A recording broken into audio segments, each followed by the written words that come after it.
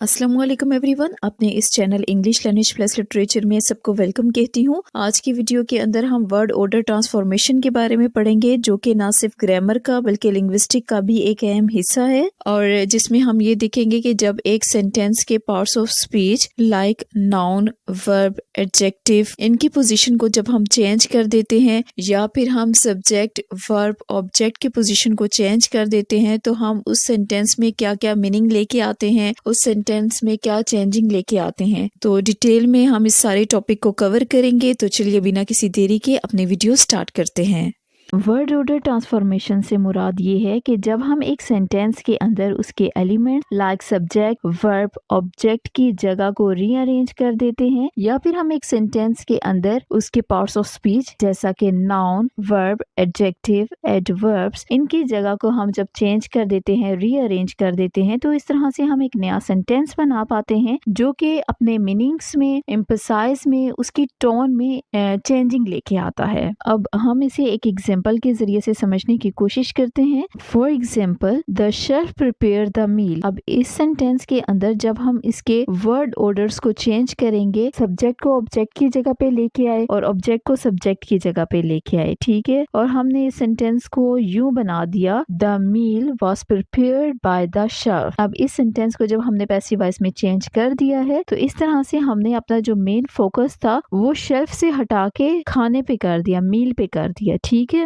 और इसी तरह एक स्टेटमेंट कुछ यूं है, शी इज लिविंग टुमारो। तो हमने देखा कि ये एक सिंपल स्टेटमेंट है, लेकिन इसी स्टेटमेंट के अंदर जब हम WH वर्ड्स ऐड करेंगे और सेंटेंस को कुछ इस तरह से बना देंगे, व्हेन इज शी लिविंग, तो इस तरह से हमने इसको क्वेश्चन में चेंज कर दिया है। हमने किसी से ये इन्फॉर्मेशन पूछी है कि वो कब जाएगी, जबकि फर्स्ट सेंटेंस के अंदर हम सिंपल एक इन्फॉर्मेशन, एक बयान दे रहे थे, जबकि सेकंड सेंटेंस के अंदर हम क्वेश्चन पूछ रहे हैं। तो यूं हमने देखा कि जब हम एक सेंटेंस के अंदर उसके पार्ट्स ऑफ स्पीच को चेंज कर देते हैं, या हम उस सेंटेंस के एलिमेंट्स को चेंज कर देते हैं, उनकी जगह को चेंज कर देते हैं, तो इस तरह से हम एक नया सेंटेंस बना पाते हैं जो कि इनके मीनिंग्स में चेंजिंग लेके आता है, इसके न्यूएंसेस में चेंजिंग लेके आता है। न्यूएंसेस से मुराद ये है कि समटाइम हम वर्ड्स तो वही यूज कर रहे होते हैं, ठीक है, लेकिन हमारा वो मीनिंग नहीं होता या हमारा वो मतलब नहीं होता कि जो हम कहना चाहते हैं। फॉर एग्जाम्पल, आपने देखा होगा कि अक्सर ये कहा जाता है कि अक्सर लड़ाई झगड़ा होता है तो यूं कहा जाता है कि तू बाहर चल, मैं तुझे देखता हूँ। लेकिन इसके बिहाइंड में जो मीनिंग होता है, ये नहीं होता कि तुम बाहर चलो, मैं तुम्हें मतलब देखूंगा या मैं तुम्हारी शक्ल देखूंगा, इस तरह से इसका मतलब नहीं होता, बल्कि इसका मीनिंग ये होता है कि भाई जब तुम बाहर निकलोगे तो मैं तुम्हें नुकसान पहुंचाऊंगा, या मे बी मैं तुम्हारे साथ लड़ाई झगड़ा करूंगा या किसी तरह का भी नुकसान पहुंचाऊंगा, इसका मतलब ये होता है। तो इस तरह से हम जो से है ना, सेंटेंस के समटाइम जो से है वर्डिंग्स वही यूज हो रही होती है, लेकिन उसकी टोन जो से है ना वो ये नहीं होती, या उसका मतलब वो नहीं होता, ठीक है। आल्दो के वर्ड्स तो वही यूज हो रहे होते हैं, लेकिन मीनिंग जो सा है वो डिफरेंट होता है। और ये जो सा है वर्ड ऑर्डर ट्रांसफॉर्मेशन, ये लिंग्विस्टिक फील्ड सिंटैक्स का एक अहम हिस्सा है, और ये वर्ड ऑर्डर ट्रांसफॉर्मेशन की जो स्टडी है वो लिंग्विस्टिक के फील्ड सिंटैक्स के अंदर की जाती है। और अगर हम वर्ड ऑर्डर ट्रांसफॉर्मेशन की टाइप्स की बात करते हैं, तो हम देख पाते हैं कि वर्ड ऑर्डर ट्रांसफॉर्मेशन कई तरह की होती है, जिसमें शामिल है passive transformation, negative transformation, WH transformation, topicalization, clefting, dative shift और राइजिंग। और अब हम इस ट्रांसफॉर्मेशन की टाइप्स को वन बाय वन डिटेल में डिस्कस करेंगे। तो सबसे पहले हम पैसिव ट्रांसफॉर्मेशन की बात करें, तो इसके अंदर हम जो सेंटेंस का सब्जेक्ट होता है और ऑब्जेक्ट होता है, इनकी जगह हम चेंज कर देते हैं, यानी सब्जेक्ट को हम ऑब्जेक्ट की जगह पे और जो ऑब्जेक्ट है उसको हम सब्जेक्ट की जगह पे लेके आएंगे। और this transformation change the focus of a sentence from the doer of the action to the receiver of the action. और इस चेंजिंग के करने की वजह से हमारा जो मेन फोकस होता है वो हमारे काम करने वाले बंदे की बजाय उस बंदे पे फोकस हो जाता है जिस पे वो एक्शन परफॉर्म हुआ होता है, यानी हमारा जो मेन फोकस होता है वो सब्जेक्ट की बजाय ऑब्जेक्ट की तरफ जाता है। For example, the dog bytes the man. अब इस सेंटेंस के अंदर जो द डॉग है वो हमारा सब्जेक्ट है, जबकि द मैन हमारा ऑब्जेक्ट है। और जब हमने इनकी पोजीशन को चेंज कर दिया और हमने ये सेंटेंस कुछ इस तरह से बना दिया, the man is bitten by the dog. यहाँ पे हमारा जो फोकस है वो डॉग की बजाय मैन पे चला गया, जो कि हमारा ऑब्जेक्ट था। तो एक्टिव वॉइस सेंटेंस के अंदर हमारा जो फोकस था वो सब्जेक्ट के ऊपर था, जबकि पैसिव वॉइस सेंटेंस के अंदर हमारा जो मेन फोकस है वो ऑब्जेक्ट के ऊपर है। ठीक है, यानी जिस पे एक्शन परफॉर्म हुआ है उसके ऊपर हमारा मेन फोकस है। तो यूं हमने देखा कि वर्ड ऑर्डर ट्रांसफॉर्मेशन के तहत हमने एक सेंटेंस के अंदर उसके एलिमेंट्स की पोजीशन को चेंज किया और इस तरह से हमने एक नया सेंटेंस बना दिया जो कि अपने तय एक अलग मीनिंग रखता है, और इसके अलावा इसका जो मेन फोकस है वो भी हमने चेंज कर दिया। यानी जहाँ पे हमारा फोकस सब्जेक्ट पे था और वहीं जब दूसरे सेंटेंस के अंदर हमारा जो मेन फोकस है वो ऑब्जेक्ट की तरफ हो गया। तो नेक्स्ट अगर हम बात करते हैं नेगेटिव ट्रांसफॉर्मेशन की, तो हम कह सकते हैं कि जब एक सेंटेंस के अंदर हम नेगेटिव वर्ड्स जैसा कि नॉट, नोर, नेवर वगैरह की एडिशन करते हैं और इस तरह से हम एक नया सेंटेंस बनाते हैं जो कि मुकम्मल तौर पे एक ऑपोजिट मीनिंग रख रहा होता है, तो इसको हम नेगेटिव ट्रांसफॉर्मेशन कहते हैं। जिस तरह से हम इस सेंटेंस के अंदर देख सकते हैं, आई लाइक कॉफी, ठीक, और जब हमने इसे नेगेटिव में चेंज किया तो हमने इसमें नोट का इजाफा किया, तो यूं सेंटेंस बनेगा आई डोंट लाइक कॉफी। तो ये वाला जो हमारा सेंटेंस है वो फर्स्ट वाले सेंटेंस की मुकम्मल तौर पे नफी कर रहा है, यानी ये फर्स्ट वाले सेंटेंस से मुकम्मल तौर पे एक ऑपोजिट मीनिंग रख रहा है।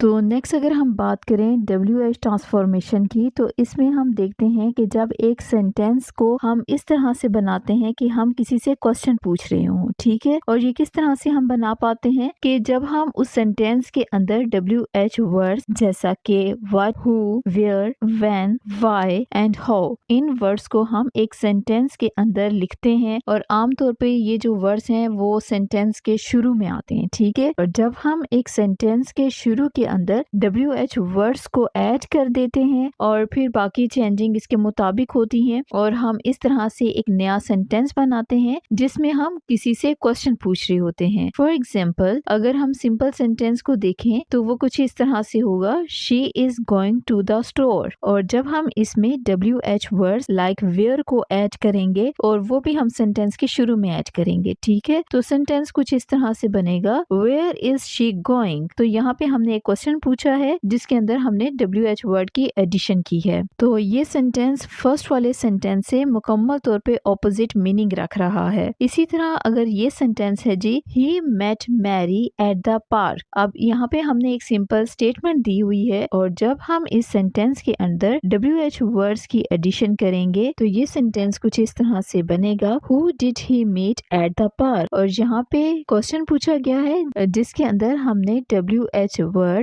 जैसा कि हु की एडिशन की है और हमने इस तरह से एक क्वेश्चन बना लिया।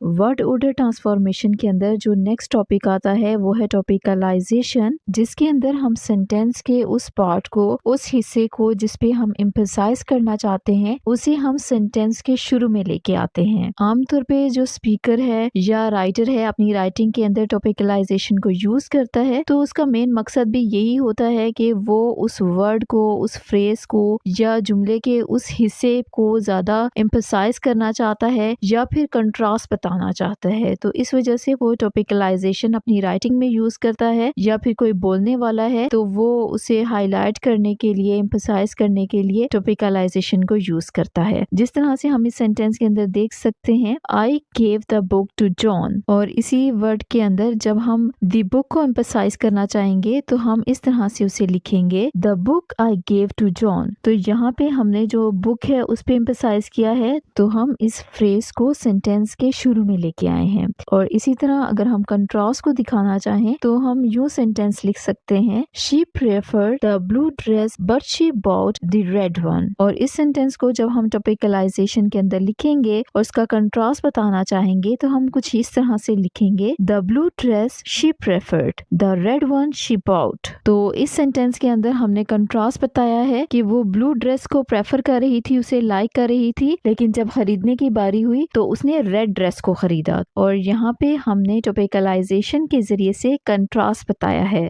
तो नेक्स्ट अगर हम बात करें क्लिफ्टिंग की, तो क्लिफ्टिंग के अंदर हम क्या करते हैं कि एक सेंटेंस को दो हिस्सों में डिवाइड करते हैं ताकि हम इस पे एम्फसाइज कर सकें। आमतौर पे जो क्लिफ्टिंग का सेंटेंस होता है वो इट से स्टार्ट होता है या व्हाट से स्टार्ट होता है। जिस तरह से हम इस एग्जांपल के अंदर देख सकते हैं, जॉन वॉन द प्राइज। ये एक सिंपल सेंटेंस है जो कि आमतौर पे इसी तरह से बोला जाता है, लेकिन जब हम इस सेंटेंस के अंदर एम्फसाइज करने के लिए इसको दो हिस्सों में डिवाइड करेंगे तो हम उसे इट के साथ स्टार्ट करेंगे और क्लिफ्टिंग के अंदर इसको हम चेंज करने से ये सेंटेंस कुछ इस तरह से बन जाएगा, it was John who won the prize. तो इट वॉज जॉन ये हमारा सेंटेंस का एक हिस्सा हो गया और हु वॉन द प्राइज ये हमारा सेंटेंस का दूसरा हिस्सा हो गया। तो इस तरह से हमने एक सेंटेंस को दो हिस्सों में डिवाइड कर दिया और फिर हमने इसे स्टार्ट किया इट के साथ ताकि हम इस सेंटेंस के ऊपर ज्यादा एम्फसाइज कर सकें। और अगर हम नेक्स्ट एग्जांपल को देखें तो हम यूं कह सकते हैं कि ये सेंटेंस कुछ इस तरह से लिखा जाता है, शी बेक्ड द केक। और जब इसी सेंटेंस को हम क्लिफ्टिंग के जरिए से लिखेंगे तो हम इस सेंटेंस को कुछ इस तरह से बोलेंगे, it was the cake that she baked. तो सेंटेंस को हमने इट के साथ स्टार्ट किया और दो हिस्सों में से डिवाइड किया। फर्स्ट पार्ट बनता है इट वाज द केक, जबकि दूसरा पार्ट है दैट शी बेक्ड। तो इस तरह से हमने सेंटेंस को एम्फसाइज करने के लिए दो हिस्सों में डिवाइड कर दिया है। तो अब आपने याद रखना है कि आपने क्लिफ्टिंग और टॉपिकलाइजेशन में कंफ्यूज नहीं होना,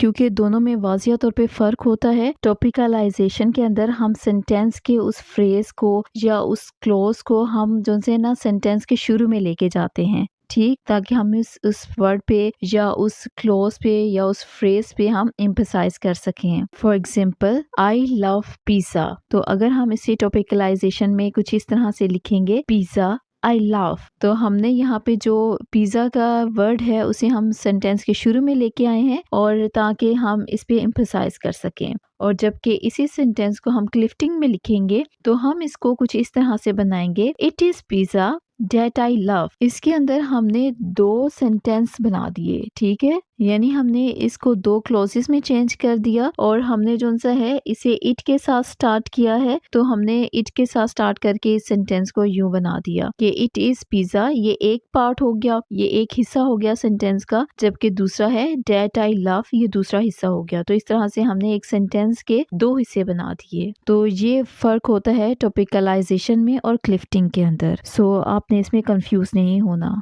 नेक्स्ट अगर हम बात करें तो वो है डेटिव शिफ्ट का, जिसके अंदर हम इनडायरेक्ट ऑब्जेक्ट पे एम्फसाइज करते हैं। और इसके अंदर क्या होता है कि हमारा जो इनडायरेक्ट ऑब्जेक्ट है वो पहले आ जाता है और जो डायरेक्ट ऑब्जेक्ट है वो सेंटेंस में बाद में आता है। जिस तरह से हम इस एग्जांपल में देख सकते हैं, I gave a book to Mary. अब इसमें देखें तो गेव जो सा हमारा वर्ब है, अ बुक जो सा है वो डायरेक्ट ऑब्जेक्ट है, जबकि मैरी इनडायरेक्ट ऑब्जेक्ट है। और जब हम इसे डेटिव शिफ्ट में कन्वर्ट करेंगे तो हम इसको यूं लिखेंगे, I gave marry a book. तो यहाँ पे जो से मैरी है वो इनडायरेक्ट ऑब्जेक्ट है जिसे हम पहले लेके आए हैं और जो बुक है वो डायरेक्ट ऑब्जेक्ट है जिसे हम बाद में लेके आए हैं। तो डेटिव शिफ्ट के अंदर हमारा जो मेन फोकस रहता है वो हमेशा रेसिपिएंट पे होता है, यानी जो कि वो बंदा या वो चीज जो कि एक्शन रिसीव कर रही होती है, ठीक है, उसमें मेन फोकस रहता है। और दूसरा ये कि अपनी बातचीत को क्लियर करने के लिए ये इनफॉर्मल लैंग्वेज के अंदर यूज की जाती है।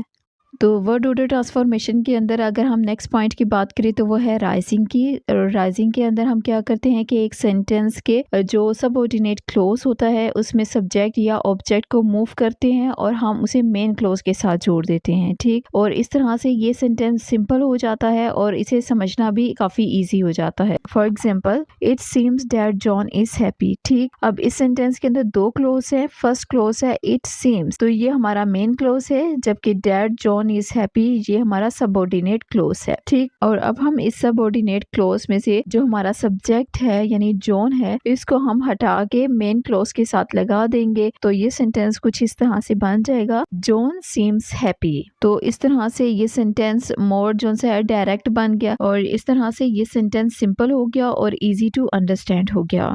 वर्ड ऑर्डर ट्रांसफॉर्मेशन किसी भी लैंग्वेज के अंदर स्पीकर और राइटर्स के लिए बहुत ज़रूरी होते हैं, क्योंकि इस तरह से हम एक सेंटेंस के ज़रिए डिफरेंट मीनिंग्स अखज़ कर सकते हैं और इसके अलावा हम सेंटेंस के मीनिंग्स में भी चेंजिंग लेके आ सकते हैं। थर्डली ये होता है कि जो राइटर्स होते हैं और इसके अलावा हम खुद को भी बहुत बेहतर तौर पे एक्सप्रेस कर पाते हैं, और ख़ासतौर पे जो राइटर्स होते हैं आल्दो कि वो हमारे सामने मौजूद नहीं होते, लेकिन वो अपनी राइटिंग के ज़रिए से खुद को एक्सप्रेस कर रहे होते हैं। तो वर्ड ऑर्डर ट्रांसफॉर्मेशन के ज़रिए से जो राइटर हैं, जो स्पीकर होते हैं, वो खुद को बेहतर तौर पे एक्सप्रेस कर पाते हैं। तो एट द एंड हम कह सकते हैं word order transformation are fundamental aspects of language, allowing speakers and writers to convey different meanings, emphasize and grammatical function, but understanding the different types of transformation, individuals can improve their language skills, communication more effectively, and emphasize themselves with a great precision and newness.